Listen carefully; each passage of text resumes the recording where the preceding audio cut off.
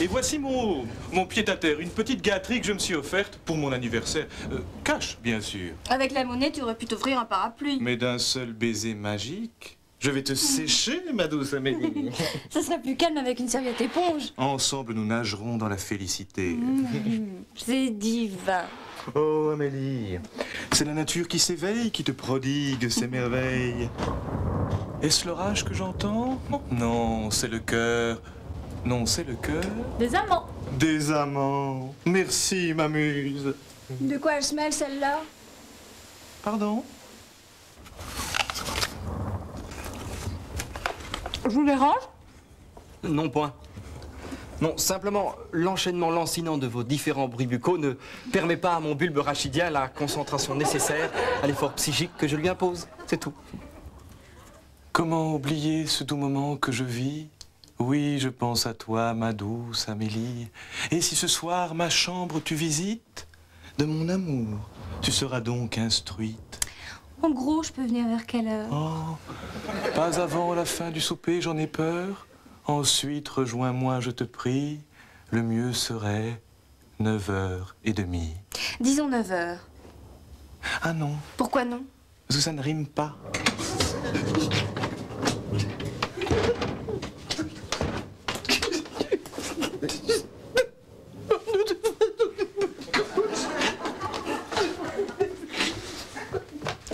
Et elle, à quoi elle rime? Pardon? Oh, mais tu vas rire. Ça m'étonnerait. Ah non, écoute, je la connais à peine, moi je suis tellement pris par mes études de chirurgie. Tu m'avais dit droit. Ah, je dissèque les dossiers, alors. Ouais. Mais enfin, Amélie, je l'ai à peine regardé, cette jeune fille avec des cheveux blonds bouclés, des petites chaussures blanches et brunes, un chemisier à fleurs, une veste écossaise, un petit bracelet en croco et j'ai... Et j'ai même pas eu le temps de lui dire la couleur de ses yeux. Je suis oui, il m'a mise à la guide. C'est pas possible. Je sais pas, toute seule. Et alors? Ben, pour l'instant, je crois que j'ai que 2 mots dans l'ordre et Elisabeth vérifie chou foutu ou je suis foutu, donc je suis pas très sûr. Ah voilà, je suis foutu. Petite île de l'océan Indien. Oh là là, c'est une île déserte. Ah mais peut-être que par là, elle veut nous exprimer toute sa détresse, son abandon. On peut t'aider, Frédéric. Allons, dis-nous tout. C'est à cause de mon logement. Il m'a mise à la froute, je sais pas. Je ne peux même plus y croire, là, c'est foutu. Mais à mon avis, ça vient des têtes de lecture. Mais qu'est-ce qu'on peut faire pour elle? Tout dépend du service après-vente. Elle est encore sous garantie? Jean-Philippe, sois gentil, va nous chercher un calmant. Hein? Bien volontiers. Oh, je suppose que je trouverai les calmants dans la... pharmacie. Ben oui, où veux-tu? T'as qu'à lire les étiquettes. C'est vrai que chez les Beaulieu, on est très porté sur l'étiquette. Frédéric, je t'en prie, calme-toi. Explique-nous. On est là pour Mais t'aider. je suis à la rue. J'ai perdu ma chambre de bonne parce que ma machine à écrire fait trop de bruit. C'est pas endormir. Et en plus, j'ai encore une valise là-bas. Le propriétaire m'a traité tous les mots. Je sais pas dormir, je fous tout. Tu veux pas que j'appelle un médecin? Écoute, je vais d'abord voir si elle est d'accord. Ben, Hein? en attendant, un verre d'eau pour le calmant. Et qu'est-ce que tu dirais d'aller dormir à l'hôpital? On peut juste pour une nuit. Et pourquoi pas à l'hospice en cuillère? Bonsoir Jean-Philippe. Ah bah pas mécontente de vous revoir. Hein. Parce que les week-ends d'anciens journalistes, merci, hein, terminé. Mais je croyais que vous aimiez parler du passé. Ah, il y a des limites. Ils sont remontés jusqu'à Gutenberg. Bah, qu'est-ce que vous avez là? Ah, ne me dites pas que vous êtes malade. Alors Jean-Philippe, et c'est calmant. Oh, Madame Lecoing, on a un petit problème. Vous allez peut-être pouvoir nous aider. Ah, avec plaisir. Bonsoir les jeunes. Ah, mais c'est Frédéric. Ah bah, qu'est-ce qui vous arrive? Oh, tout va s'arranger. Faut pas pleurer comme ça, une grande fille comme toi. On va se calmer. Oh, la petite chose qui pleure. Ah, c'est touchant. Oui, c'est un grand toucheur. Passe-moi les calmants. C'est-à-dire que j'ai trouvé, mais ce sera peut-être pas facile à avaler. Mais donne toujours. Ce sont des suppositoires. Ah non, mais il n'y avait rien d'autre. Tiens, bois quand même un peu d'eau. Alors, d'après ce qu'on a cru comprendre, elle s'est disputée avec son proprio qui l'a flanqué à la porte à cause de sa machine à écrire. Bah, c'est curieux. Je croyais qu'elle était vendeuse dans une boutique. Ah, 2 jours, vous voulez dire? Bien sûr, parce que pour vendre des robes la nuit, faut déjà une sacrée vocation, hein. Mais c'est justement là le problème. La nuit, Frédéric n'est plus la même. Quoi, elle se transforme en loup-garou? Pire. Parfois elle est gangster, parfois policier. Ouh, ça doit lui faire des nuits épouvantables, hein. Bah, tout dépend du chapitre. Vous savez, elle écrit des romans, style série noire. Ah bon? Et elle en a écrit beaucoup? 1. La pauvre. Elle ne peut y travailler que la nuit et sa machine fait un bruit de mitraillette. Pour écrire des polars, moi je trouve ça génial. Bah, voilà pourquoi je suppose que son proprio veut plus la voir. En somme, elle ne sait pas où dormir, c'est ça? Oh, bon, on va trouver une solution. Bah, voilà, moi je crois que si quelqu'un a une solution, c'est maintenant qu'il doit la proposer. Hein. Mais moi, j'ai une tente de camping. Autant la mettre au frigo tout de suite, non? Bien sûr, et à l'hôtel. On peut lui louer une chambre. Oh, bah, seule à l'hôtel dans son état. Si je peux me permettre une suppo... Enfin, une proposition, il serait peut-être envisageable que je lui prête ma chambre pour cette nuit et que j'aille dormir chez mes parents à Dinan. Mais oui, cela pourrait constituer une solution provisoire au conflit que pose cette jeune fille à son logeur, consécutivement au cliquetis intempestif de sa machine à écrire. Quand il parle comme ça, j'ai l'impression qu'il vient saisir les meubles. Je vous remercie, Jean-Philippe, mais n'est-ce pas un petit peu bête de prendre le train pour une nuit? De plus, connaissant votre mère, elle est capable de ne pas vous laisser repartir. Par contre, vous m'avez donné une idée. On va vous installer un lit de fortune dans le salon et Frédéric dormira dans votre chambre. Nous serons tout près l'un de l'autre. Au moindre problème, j'accours. Ouais. Réflexion faite. Il vaut mieux que Frédéric dorme dans la chambre de Robert. Superbe idée. Et que Robert s'installe au salon. Comment? Vous allez la laisser seule, sans protection? Je pense que sa meilleure protection, ce serait de rester seule, justement.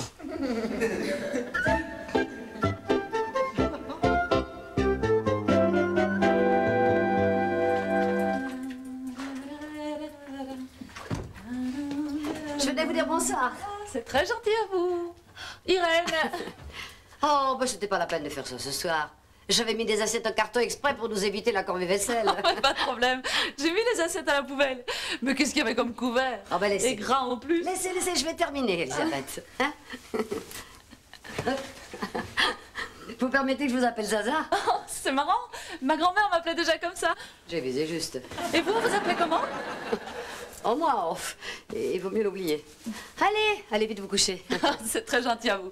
Je vais surtout chercher mes verres de contact. Je sais plus du tout, je les ai mis. Bonne nuit, Irène.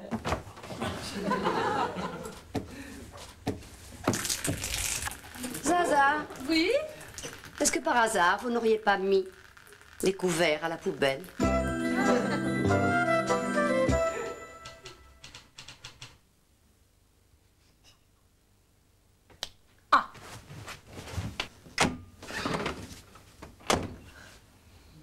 Jean-Philippe, je peux entrer? Votre porte s'est bloquée en se refermant? Vous ne dites rien? Vous vous êtes cogné contre la porte et vous avez une légère commotion, c'est ça? Mais où est passé ce pantalon de malheur? T'es vraiment trop bête, tu as qu'à allumer, c'est tout. Mais où est la lumière? C'est quoi ça? Ils sont plusieurs, ils le tabassent. Tenez bon, Jean-Philippe! Quel courage! Ça n'est rien, Frédéric. J'arrive tout de suite. Il l'empêche de parler parce qu'il a tout vu. Il connaît l'endroit où sont cachés les bijoux du hold-up. Il s'est fait passer pour un étudiant. Et il a pris cette petite chambre dans une pension de famille le temps de se faire oublier. Mais ils ont retrouvé sa trace à l'université et ils l'ont filé jusqu'ici. Il faut que j'aille taper ça tout de suite, c'est excellent. Quelqu'un me demande?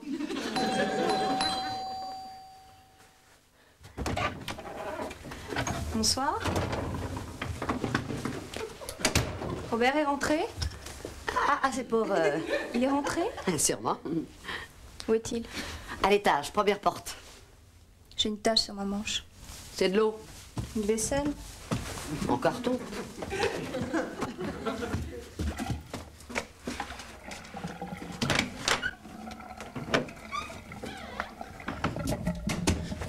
Ne t'en fais pas, mon petit Jean-Philippe.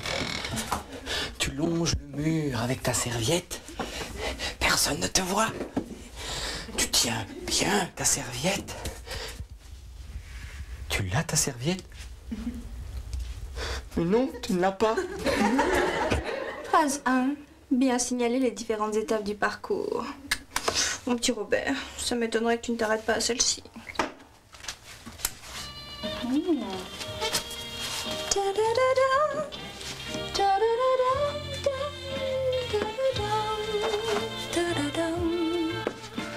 Phase 2. Avant d'aller trop loin, ralentir. Et prendre le temps d'élever le débat. Vas-y, Jean-Philippe. Plus que 10 mètres. Tu es le plus grand. Non. Si. Ah bon?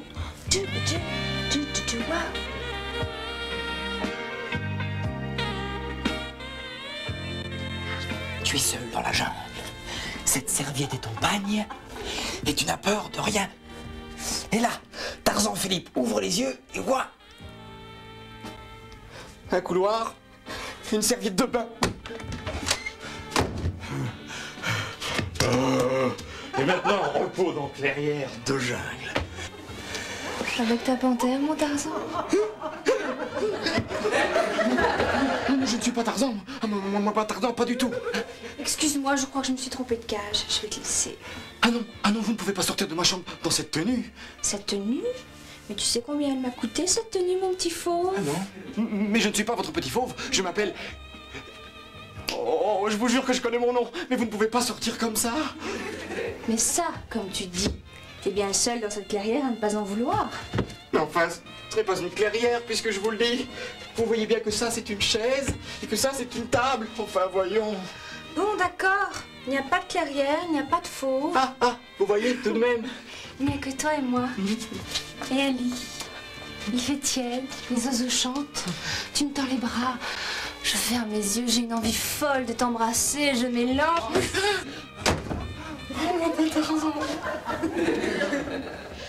Vous désirez? Mais c'est la pleureuse. C'est ta chambre? Non, c'est celle de Robert, mais il m'a... Ah, alors on a vite trouvé un grand mouchoir pour se consoler, hein? Je comprends pas ce que vous voulez dire. Où il se cache, celui-là? Ah, pas ici, en tout cas. Malheureusement pour toi, Robert, je ne le prête pas. Et Amélie n'a pas besoin de mouchoir pour te moucher. Vous dites? J'ai très bien compris ton petit manège. Mais tu ne me mettras pas dans les bras d'un Tarzan de seconde main pour me prendre Robert. Je ne suis pas de celles qui prêtent leurs jouets. Même si c'est un jouet qui ne les amuse plus, souviens-toi de ça. Quel con! Elle est folle. Ou alors les gangsters lui ont donné un coup sur la tête et c'est en voulant se sauver qu'elle s'est retrouvée en petite tenue. Si vous cherchez la douche, c'est dans notre sens. Coucou. Voici ton prince charmant venu. Mais que fais-tu donc dans cette tenue? Es-tu complètement... Et puisque monsieur est amateur de rimes, en voilà même une deuxième, en prime.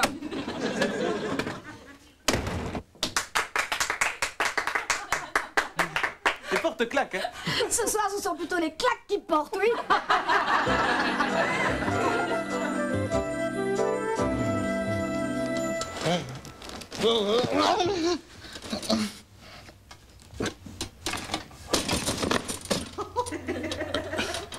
Mon pantalon est coincé. Oh. On t'en veut, Robert, on t'en veut. Il y a des jours comme ça. Il n'y a plus qu'à le découper. Pour l'instant, t'as de la chance, mais je vais t'avoir. Le sucre. Là, tu vas craquer. Hein, tu vas craquer. Aïe! Un moustique? Non, une chaussure.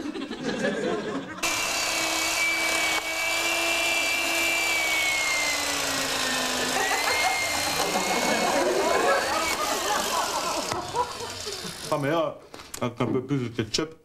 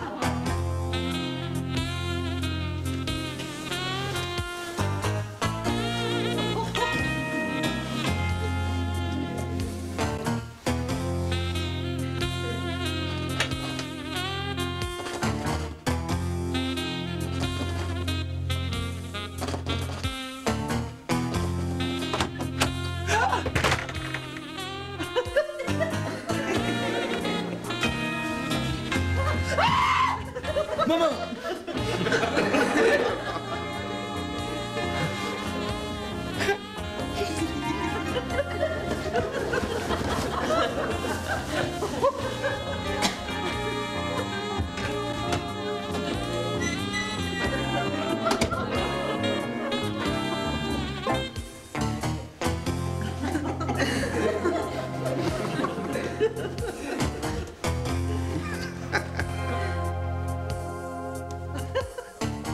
Plaquez-vous contre le mur. Ils vont tirer. Taisez-vous surtout. Nous allons essayer de rejoindre un endroit plus sûr.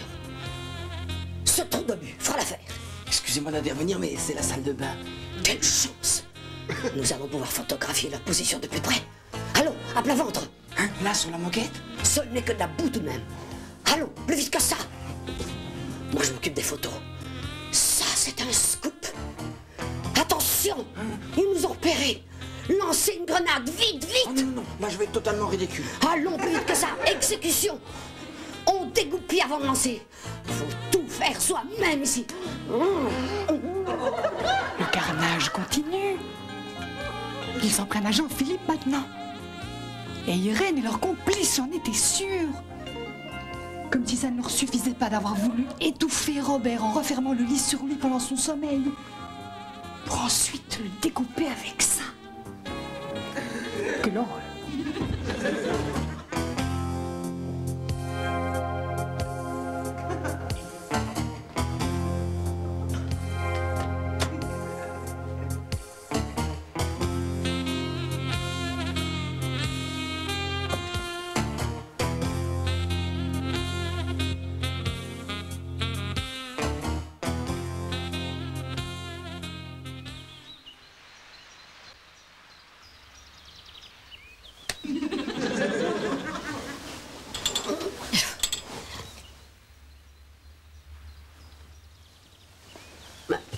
C'est la chambre de Zaza.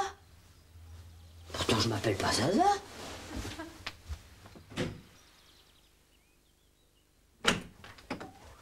Oh! Ton lit est vide. C'est normal.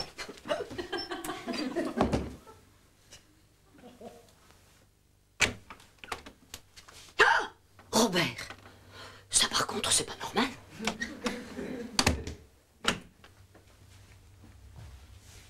Ah, je préfère ça. Avec une machine, il risque pas grand-chose. Ce qu'il te faut, ma petite Irène, c'est une peluche. Un petit verre d'alcool, plutôt.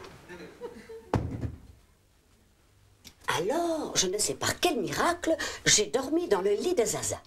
Laquelle Zaza a dormi sur le bidet toute la nuit. Robert s'est fait mordre à la jambe par Jean-Philippe, qui voulait dormir avec la machine à écrire de Frédéric, qui a disparu, puisqu'elle logeait ici. Frédéric doit donc se trouver au salon. Pas du tout. Plus de Ditcan, plus de Frédéric. Oh, j'hésite entre un verre d'alcool et des calmants. Ah, Frédéric!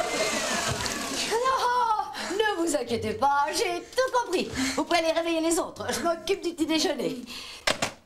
Pour le couteau, j'ai la solution. Je vous installerai une prise de chevet. Hein? Sympa, mais un peu barjot cette boulangère. Elle voulait savoir si je levais des abeilles. Elle m'a même proposé de me racheter ma production de miel. Ça me rappelle l'enterrement de mon oncle. Ah bon? Il avait la même tête que... Non, je parlais de l'ambiance. Faut reconnaître que vous deux, hein, c'est pas la forme. Et vous, Jean-Philippe, vous avez bien dormi? Jean-Philippe, vous devriez le rasseoir, hein. Il sera mieux pour dormir. Ah non, oh non, je ne veux plus ramper, non. Ramper? Et qui vous demande de ramper? Mais c'est à cause de... Hop, Jean-Philippe veut dire qu'il a rencontré cette nuit. Comment appelle-t-on ça? Un somnambule. Un somnambule. Vous êtes sûr que vous n'avez pas rêvé?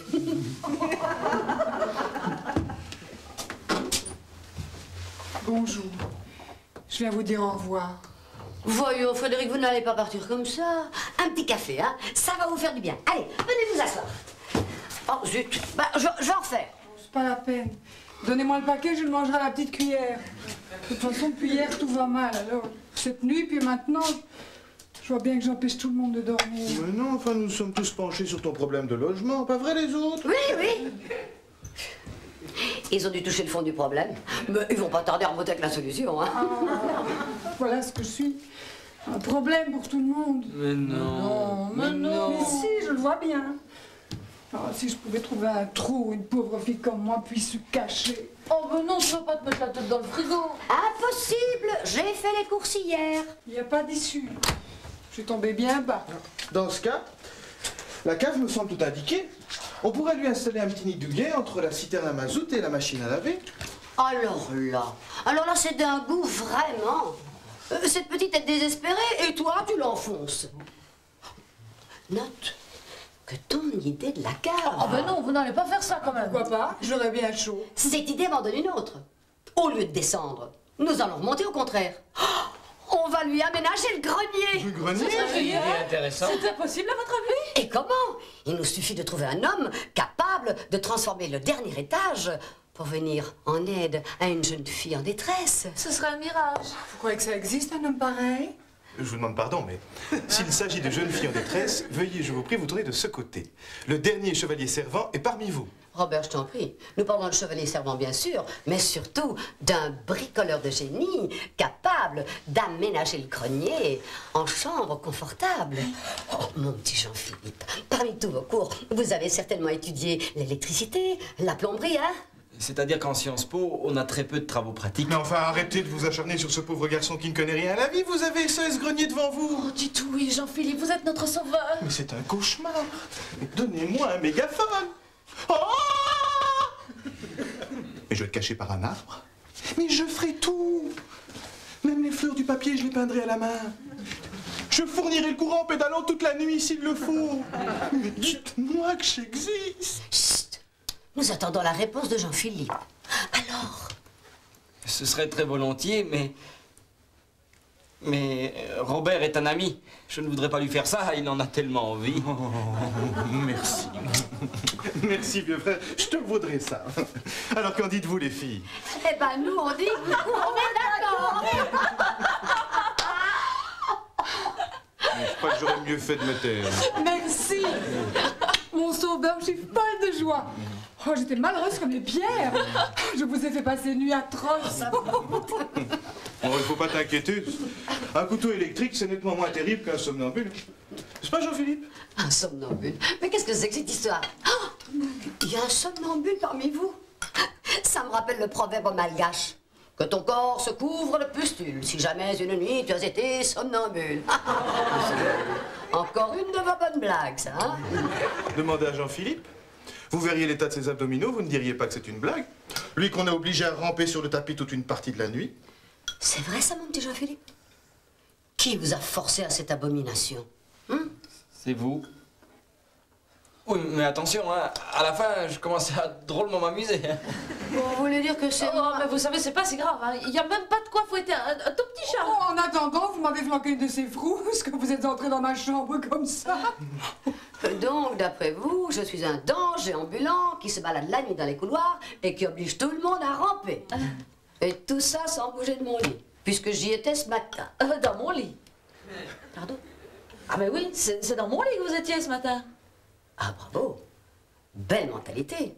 Un tel esprit de propriété à votre âge. Permettez-moi de vous dire, ma chère Zaza, que je trouve ça très petit. Oh, mais rassurez-vous, je ne discuterai pas. Je préfère me situer au-dessus des cancans.